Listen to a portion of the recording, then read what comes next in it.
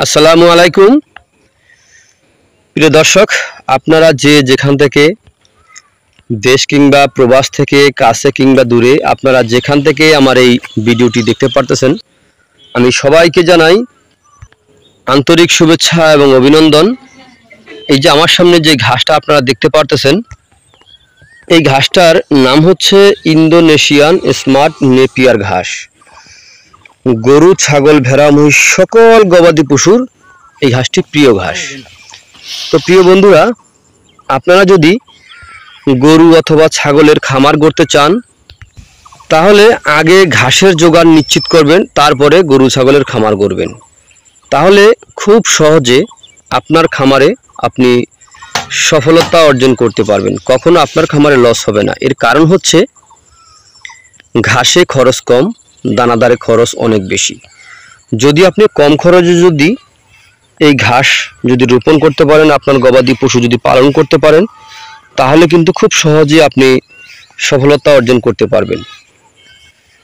তো প্রিয় বন্ধুরা, আপনারা যে যেখান থেকে আমার এই ভিডিওটি দেখতে পারতেছেন, যদি আপনারা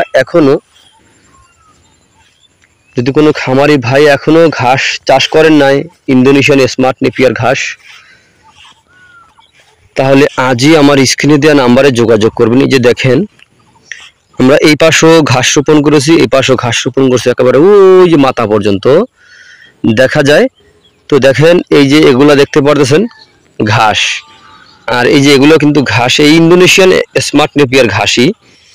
এখানে কিন্তু অনেক জমি আছে, একেবারে ওই গ্রাম পর্যন্ত, একেবারে অনেক বিশাল বড়। এখানে প্রায় জমিতে ঘাস রোপণ করা আছে প্রায় আপনার 10 একরের মতো হবে এখানে। এই যে এই পাশেই, আর এই পাশে হয়তো আপনার হইতে পারে 2-3 একর হইতে পারে এই পাশে।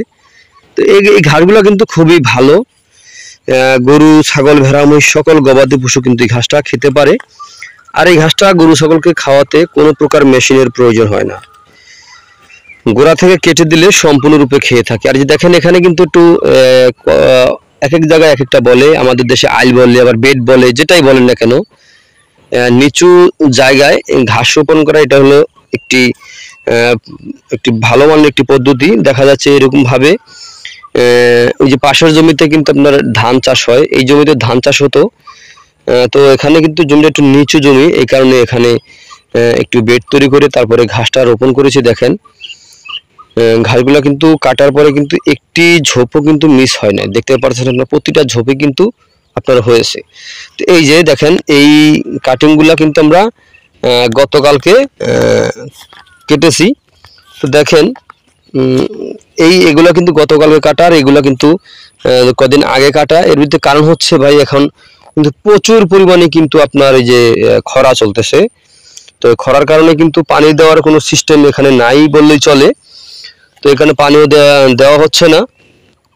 তা এই জন্য এই ঘাসটা কিন্তু কম দেখা যায়, চারা কম করে আপনার যে চারা বের হচ্ছে।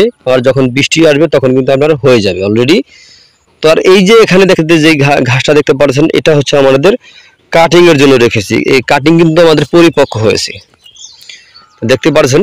তো এখানে কিন্তু যে ঘাস আপনারা দেখতে পাচ্ছেন, এই ঘাস যদি আপনারা রোপণ করতে চান তাহলে আজই আমার স্ক্রিনে দেওয়া নাম্বারে যোগাযোগ করবেন। তো প্রিয় বন্ধুরা, আপনারা সকলে ভালো থাকবেন, সুস্থ থাকবেন। আল্লাহ হাফেজ।